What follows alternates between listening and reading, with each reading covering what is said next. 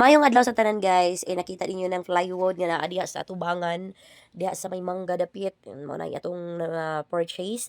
Bago na 'tong napalit guys, kaya na pud ko'y plano nga akong buhaton. Kay syempre pag naratag balay ba kay kanang dili ta satisfied sa atong ginalihok, ginabuhat sa tibuok adlaw. So maghimo tag something new, na ako'y mga materialis dire guys, bag-o na ako napalit. So maghimo tag katri, let's go tara. So as you can see mo ni ako nang gisugdan og pangkat ang mga kahoy. Syempre nagagamit ko dira og scale tape para makabuhat ta og sukod gyud nga parehas ka taas o parehas ka dagko. Ayun mao ang ako gigamit nga kahoy guys kay mao ning gitawag nga dos tres nga kahoy. Pero lubi lang ni siya nga kahoy kay medyo mahal-mahal gyud ang kanang mga kahoy nga kanang something nga kanang mga datuon nga kahoy. Pero nata sa kahoy nga pobrehon. So magdala ako sa gawas ug ako magpanday nag-ulan man sumuo daw. Nag-proceed ko diri sa sulod. Ayan, shout out sa mga nanay dira ano nga bisag unsa na lang siya mabuhat Kiguan ni nato ulan. makita sa tibuok nato nga adlaw nga kanang dili ta satisfied mo nang maghimo tag something new.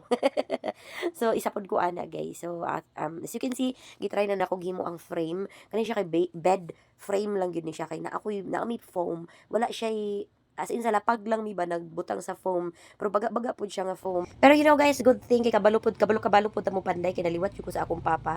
Ang akong papa guys kay hawod kay mo panday ang amo balay sa una kay siya lang jud ang magpanday the whole balay. Yan. Although ang mga kahoy kay kanang mga round timber lang jud. I'm so proud with my papa talaga. Alright, nabuhat na nato ang frame niya guys.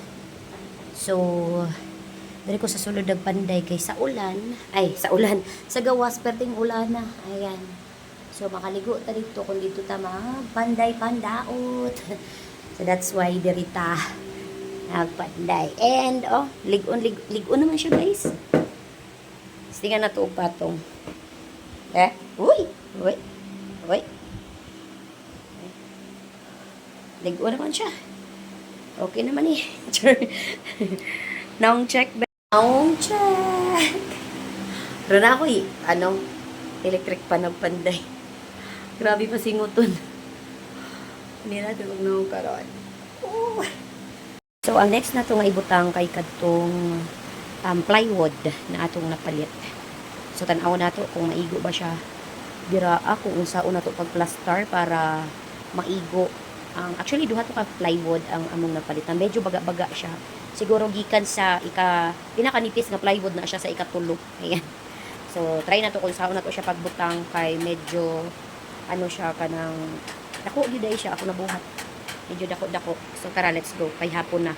And so mao ning gidali-dali gyud nako buhat kay para mahuman jud in tawon ang akong gibuhat nga katri. Ayan, para naatay mabutangan na gyud sa atong foam kay lami man pud nang mohigda ta nga kanang dili diretso sa lapag ba kanang naa gyud siya katri gibutangan or gipatungan sa foam. So good thing guys kay nahuman gyud ni nako siya although wala na koy finish video ani pero mo na ni among ginagamit karon ang among bed frame and wala na mi sa lapag nag-sleep na gyud tay katri nga nabuhat. That's it for today's video. Maraming salamat everyone for watching. Ingat po kayong lahat. God bless everyone. Babush and paalam. Bye. Please follow for more.